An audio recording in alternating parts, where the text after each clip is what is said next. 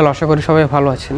আমরা যারা corporate job করি অর্থাৎ প্রাইভেট সেক্টরে জব করি, তারা আমাদের পরিবারের জন্য অর্থাৎ পরিবারের সাথে সাথে নিজেদের জীবনের জন্য কি সেই অতি প্রেশারের কাজ, সেটা যত প্রেশারের হোক, যত পরিশ্রমের হোক, সেই কাজগুলো মুখ বুজে করতে থাকে এবং এটা আমাদের নিজেদের চাইতে নিজেদের পরিবারের জন্য বেশি করে থাকি।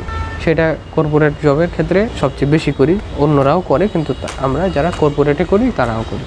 সরকারি চাকরি তো একটা মোটামুটি কম প্রেশারের, সেই তুলনায় কর্পোরেট বা প্রাইভেট সেক্টরের কাজগুলো একটু বেশি প্রেশারের। সেই জন্য বলছি যে আমরা অতিরিক্ত চাপ নেই যারা কর্পোরেট জব করি বা প্রাইভেট সেক্টরে কাজ করি। তেমনই একটি প্রেক্ষাপটের সিনেমা হচ্ছে বিলু রাক্ষস, যারা পরিচালনা করেছেন ইন্দ্রাশিস আচার্য। এই সিনেমাটা আসলে সবার জন্য না, যেহেতু এটা কোনো মাস ফিল্ম না বা এন্টারটেইনিং ফিল্ম না, এই জন্য বলছি যে এটা সবার জন্য না।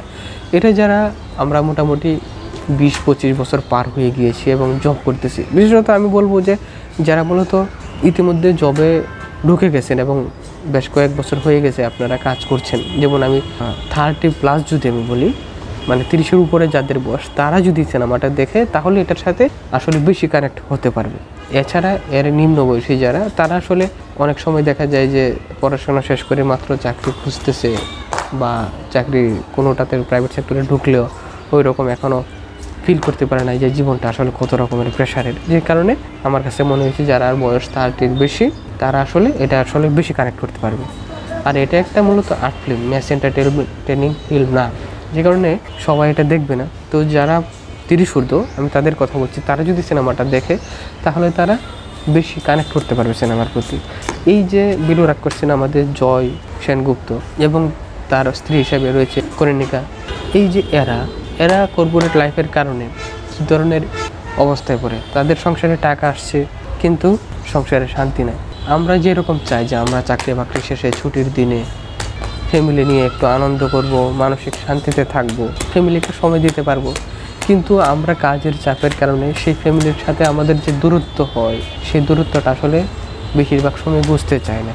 এই যে আমি এত সিরিয়াসলি, এত ক্লিয়ারলি এই ব্যাপারটা বলছি, কারণ আমি নিজেও একজন প্রাইভেট সেক্টরে কাজ করি, যে কারণে আমার কাছে মনে হয়েছে যে এই সিনেমাটা আমার সাথেও কি বেশ ভালোভাবে কানেক্ট করেছি। সিনেমাদের শেষের দিকে যে চিত্রগুলো আমরা দেখি যে আমরা আসলে, যেমন জয় সেনগুপ্ত যে ক্যারেক্টারটা, সে যখন একলা নদীর পাড়ে যাচ্ছে বা তার পুরানো গ্রামের বাড়িতে যাচ্ছে, সে মনে মনে ভাবছে যে এখন যদি তার স্ত্রী, তার কন্যা, তার বাবা মা থাকতো একসাথে, তাহলে কত রকমের আনন্দের পরিবেশ হতে পারত, কিন্তু সেটা হয়নি। সেটা না হয়ে সে একলা ঘুরছে। এই যে একটা অসহায়ত্ব, সেটা আসলে শুধু জয় সেনগুপ্ত না, সেটা তার মতন যারা কর্পোরেট লাইফ করে এবং সেই ব্যাপার এইরকম কাজ করতে করতে জীবন বোরিং হয়ে গেছে, তাদের কাছে এটা সবচেয়ে বেশি কানেক্ট করতে পারে। তো বলবো যে যারা সিনেমা দেখেন, বিশেষত আর্ট ফিল্ম অন্তত পক্ষে যারা দেখেন, তারা এই সিনেমাটা একবার দেখেন, খুবই ভালো লাগবে। আমার কাছে তাই মনে হয়েছে। আমরা যারা সব সিনেমা দেখি তাদের কাছে হয়তো বা এটা ওই রকম লাগবে না, কিন্তু যারা প্রাইভেট সেক্টরে কাজ করে তাদের অন্তত পক্ষে ভালো লাগবে। আর যদি বয়স 30-এর উপরে হয়, এটা আমার পার্সোনালি কথা হচ্ছে যে আপনারা দেখেন, খুব ভালো একটা সিনেমা। এটা 2025 সালে এসে আমি সিনেমা দেখে এটা রিভিউ দিচ্ছি, অথচ সিনেমা কিন্তু 2017।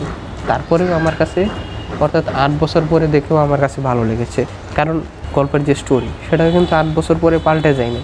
সেই একই জীবন, একই ধরনের জীবন, সেটা আগেও ছিল যেরকম, বর্তমানেও সেরকমই আছে, যে কারণে আমাদের কাছে এটা বেশ কানেক্ট করতে পারে। আমরা ইমোশনাল যে অসহায়ত্বটা ওই ক্যারেক্টারে, সেটা আসলে বুঝতে পারি এই কারণে, কারণ আমরা তো দেখতেছি যে জীবনটা এরকম যারা প্রাইভেট সেক্টরে কাজ করে। যেহেতু মোটামুটি পুরান সিনেমা, মানে এটা আর্ট ফিল্ম, তাই এটার জন্য আমি আলাদা করে পজিটিভ নেগেটিভ সাইড বলছি না, জাস্ট বলবো যে যারা আর্ট ফিল্ম দেখেন এবং প্রাইভেট সেক্টরে কাজ করেন, তারা অন্ততপক্ষে একবার দেখতে পারেন। আর এর প্লট, সিনেমাটোগ্রাফি, ডিরেকশন, সেগুলোও ভালো ছিল।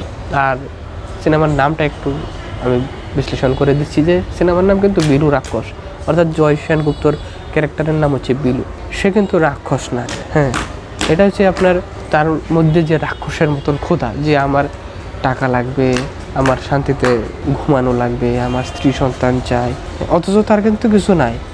এই যে তার আবার স্বপ্ন ছিল যে আমি মিউজিক নিয়ে কাজ করব, মিউজিক নিয়ে আমার যে প্যাশন সেটাও থাকবে, সব কিছু থাকবে। এই রাক্ষসের মতন মনে হয়েছে নিজেকে, না আমি রাক্ষসের মতন এইরকম সব চাই, কিন্তু সে আসলে কিছুই পায় না। দিন শেষে সে সব হারায়। যখন তার সব কিছু দরকার তখনই তার কিছু নেই, তখনই আস্তে আস্তে সে সব কিছু হারিয়ে ফেলে। এরকম জীবন কর্পোরেট জীবন।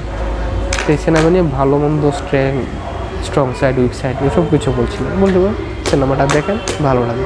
বিশেষত যারা প্রাইভেট সেক্টরে কাজ করে তাদের সবচেয়ে বেশি ভালো লাগবে। এই ছিল আর আমার কথা। আর যারা ইতিমধ্যে দেখে ফেলেছেন তাদের কেমন লাগলো সেটা জানেন।